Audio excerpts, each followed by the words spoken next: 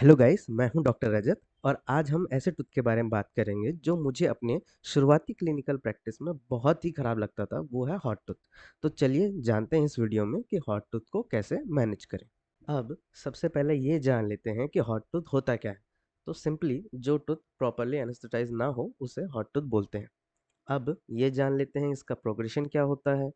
तो टूथ के पल्प में जब कैरीज प्रोग्रेस करता है तब बैक्टीरिया अपना टॉक्सिन्स रिलीज करता है और पल्प धीरे धीरे नेक्रोस होना स्टार्ट हो जाता है।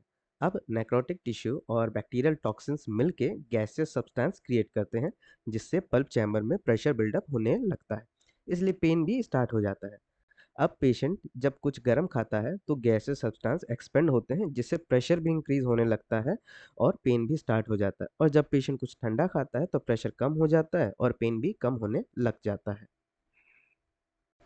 तो चलिए अब ये जानते हैं कि इस कंडीशन में टूथ को प्रॉपर एनेस्थेटाइज कैसे करें।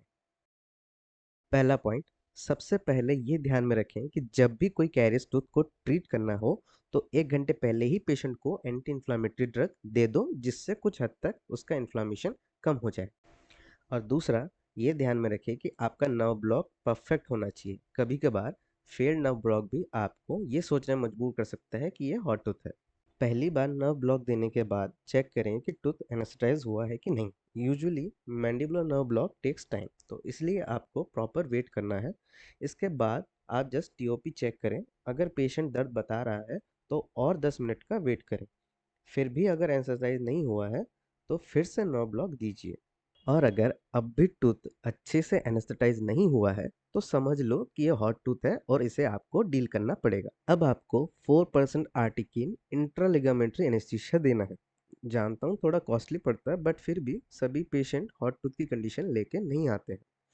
इंट्रालिगामेंट्री इंजेक्शन देने के लिए आप इंसुलिन सिरिंज का भी यूज़ कर सकते हैं। दूसरा मेथड ये है कि आप पेशेंट को बोलो कि थोड़ा दर्द होगा, उसके बाद आप एयर रोटर से थोड़ा सा पल्प चैम्बर ओपन करो, फिर उसमें आर्टिकन इंजेक्ट करो। तो फिर आर्टिकन डायरेक्टली नर्व फाइबर पर रिएक्ट करेगा। फिर देखना आपका टूथ डेफिनेटली एनेस्थेटाइज हो जाएगा।